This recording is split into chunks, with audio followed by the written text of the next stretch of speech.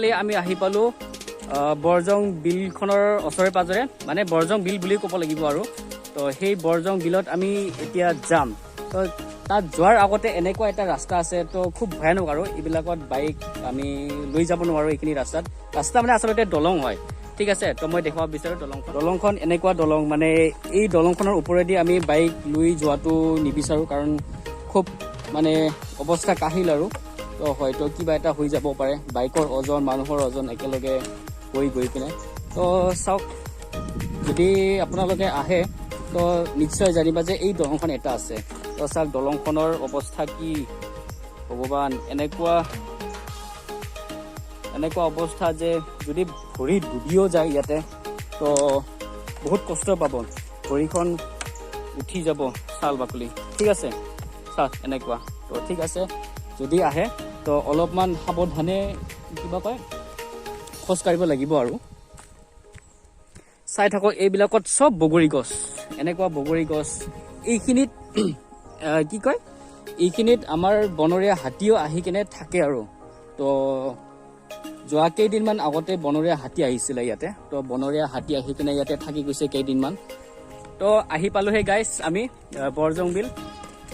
এনেকুৱা মানে একদম খোলা জাগা, একদম খোলা বতাহ, কোনো প্ৰদূষণ নাই, ওচৰে পাজৰে কোনো এনেকুৱা ধৰণৰ মানে কল কাৰখানা নাই আৰু একদম মুক্ত বতাহ দেখা পাবা। পাহাৰ আছে এইফালে চাইডত আৰু একদম ঘাঁহ বিৰিণা। এতিয়া বিৰিণাবোৰ মানে কি হ'ল আৰু অলপমান এতিয়া মৰি যাব ধৰিছে, কাৰণ সময় গুচি গ'ল ন ইয়াৰ। আৰু এসময়ত ইয়াতে মানে যেতিয়া বিৰিণাখন দীঘল হ'ব তেতিয়া মানে ইয়াতে জুইও জ্বলাই দিয়া হয় আৰু, মানে বিৰিণাখন জ্বলাই দিয়া হয়। তো অলপমান এতিয়া কি হৈ গ'ল আৰু, মানে শেষ হৈ গ'ল বুলি ক'ব লাগিব আৰু, জ্বলি শেষ হৈ গ'ল। তো মুঠৰ ওপৰত ঠিক ঠাক আৰু যেনিবা ইয়াত এনেকুৱা ধৰণৰ একো বস্তু নাই যে লুকুৱাই কেনে কিবা এটা কৰিব পাৰি। এইটো বেয়া কথা কিছুমান ক'ব নালাগে এইবোৰ। তো ঠিক আছে, চাই থাকিব, চেষ্টা কৰিম যে বৰজং বিলখন কেনেকুৱা আৰু ইয়াতে কি কি হয় আৰু, ঠিক আছে। তো চাই থাকক বৰজং বিল। তো গাইছ আহক, আমি আহি পালোঁ বৰজং বিল। মোৰ পিছফালে যিবোৰ খালী জেগা দেখা পাইছে এইবোৰ হৈছে বৰজং বিলৰ এটা অংশ।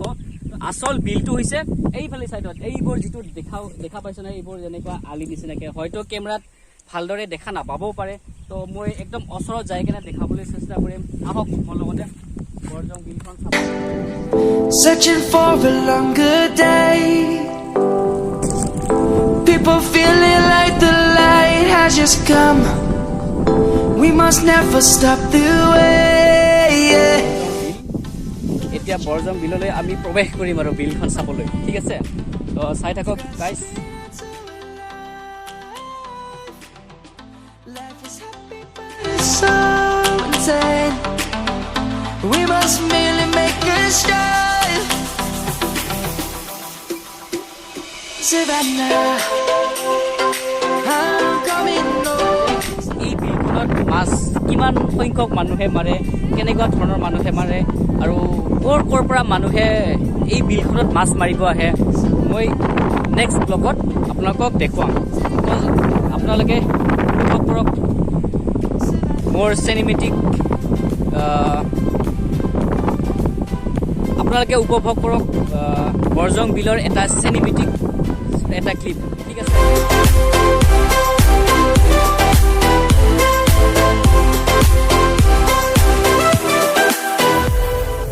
Lion's gonna come. The birds have just begun. We will always take a stand for the people, for the land. Let's go back to when we were young. For the animals we stand.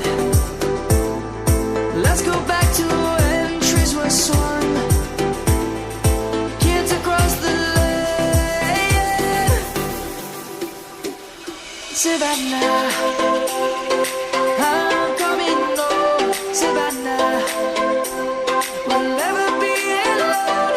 Savannah, the beauty of guys এই বিলখনৰ সেই পাৰে আছে আমাৰ কিবা কয় আসাম আৰু Meghalaya border মানে এই যিবোৰ পাহাৰ দেখি আছে ন এইটো অজগৰ পাহাৰ হয় বাৰু এইটো অজগৰ পাহাৰ হয় তো এই অজগৰ পাহাৰৰ আধা আসামত আৰু আধা মেঘালয়ত পৰি আছে তো ইফালৰ যিকেইটা অংশ আছে এইকেইটা চব আসাম বুলি ক'ব লাগিব আৰু এটা সেইখিনিতে এটা ৰাস্তা আছে এই ৰাস্তা দি আমি ওলাব পাৰোঁ আগিয়ালৈকে ঠিক আছে তো এনেকৈ আৰু এইফালেদি গ'লে হ'ল এইফালেদি গ'লে ৰংচাই ওলাব পাৰিব আৰু এইফালেদি গ'লে আমাৰ আগিয়ালৈকে ওলাব এইখন ৰাস্তা মানে সেই ৰাস্তাই অসম আৰু মেঘালয় সীমান্ত বুলি ক'ব লাগিব আৰু ঠিক আছে তো এতিয়া এইফালে যিবোৰ গাঁও দেখি আছে এই গাঁওবোৰত মানে অধিক সংখ্যক ৰাভা মানুহে আছে ৰাভা আৰু গাৰো মানে মিক্স আছে আৰু তাৰপিছত এই গাঁওখনৰ নাম হৈছে চাৰাপাৰা মানে চাৰাপাৰা গাঁওখন এই বৰজং বিলটোৰ একদম ওচৰতে পৰে একদম ওচৰতে বেছি দূৰ নহয় আৰু চাব পাৰিছে এই যিটো পাহাৰ আছে ন এইখন হৈছে মানে আমাৰ মেঘালয়ৰ আৰু আসামৰ আধা আৰু ঠিক আছে তো এনেকুৱাই হ'ব আমাৰ বৰজং বিলখন ইয়াত আহি কেনে বহুত কিবা কয় ভাল লাগিব পাৰে কাৰণ ইয়াতে চোৱা ইমান বতাহ কাৰণ ইফালে একদম মুকলি ইফালে একো নাই চোৱা মানে 3-4 কিলোমিটাৰ পৰ্যন্ত ইফালে একোৱেই নাই একদম মুক্ত আৰু ইমান বতাহ পৰিছে তো গাইজ এয়াই আছিলে বৰজং বিল তো এই বৰজং বিলখন যদি আপোনালোকে কেতিয়াবা চাব আহিব বিচাৰে তো আহিব পাৰে ভাল লাগিব একদম ভাল লাগিব কাৰণ কিয় জানা ইয়াতে একো প্ৰদূষণ নাই ইয়াতে একদম মানে কিবা কয় শব্দ প্ৰদূষণ নাই বায়ু প্ৰদূষণ নাই একোৱেই নাই মানে একদম শান্ত ইফালে চাব পাৰিব গোটেইকেইটা পক্ষী আছে মানে ধৰি লোৱা বহুত দূৰণিৰ পৰা পক্ষী আহে আৰু ইয়াতে তো এতিয়া আহিছে এতিয়া যদি কিবা দূৰবীন যন্ত্ৰত থাকিলে হয় দূৰবীন যন্ত্ৰতে আমি চাব পাৰিলে হয় ইয়াতে কেনেকুৱা ধৰণৰ পক্ষী আহে মানে বাহিৰৰ দেশৰ পৰাও ইয়াতে পক্ষী আহে বুলি কিনে মানুহে কয় আৰু ইয়াৰ স্থানীয় মানুহবিলাকে কয় তো খুব ভাল লাগে আৰু আচলতে এইবিলাকত আগতে মানে এনেকুৱা ধৰণৰ আছিল যে কি কয় যি যেনেকুৱা পায় তেনেকৈ মাছ মাৰিব পাৰিছিলে ইয়াতে আজিৰ পৰা প্ৰায় 2 বছৰ আগতে এতিয়া তেনেকুৱা মাছ মাৰাটো একদম নিষেধ আৰু মানে এতিয়া ইয়াৰ এটা মানে কি আছে আৰু এতিয়া এটা কমিটি গঠন কৰি দিয়া হৈছে ইয়াতে তো এতিয়া এই বিলখনত আমি যধে মধে মাছ মাৰি খাব নোৱাৰি এই বিলখনত আমি যধে মধে মাছ মাৰি এতিয়া খাব নোৱাৰি কাৰণ ইয়াতে এটা মানে কেইখনমান গাঁও মিলি কেনে এতিয়া এই বিলখন সুৰক্ষিতভাৱে ৰখা হৈছে ইয়াতে অহা মাৰ্চৰ 8 তাৰিখে মানে 8 তাৰিখে ইয়াতে ৰাজহুৱাভাৱে মানে মাছ মাৰিব আৰু এই মাছ মৰা দৃশ্যটো কেনেকুৱা সেইটো চাবলৈ মোৰ নেক্সট এটা ব্লগত মানে যাব লাগিব ঠিক আছে তো সেই 8 তাৰিখে মই আপোনালোকক এই বৰজং বিলখন কেনেকুৱা মাছ মাৰে বা কেনেকুৱা ধৰণে দৃশ্য হয় মাছখন মাৰোঁতে আৰু বহুত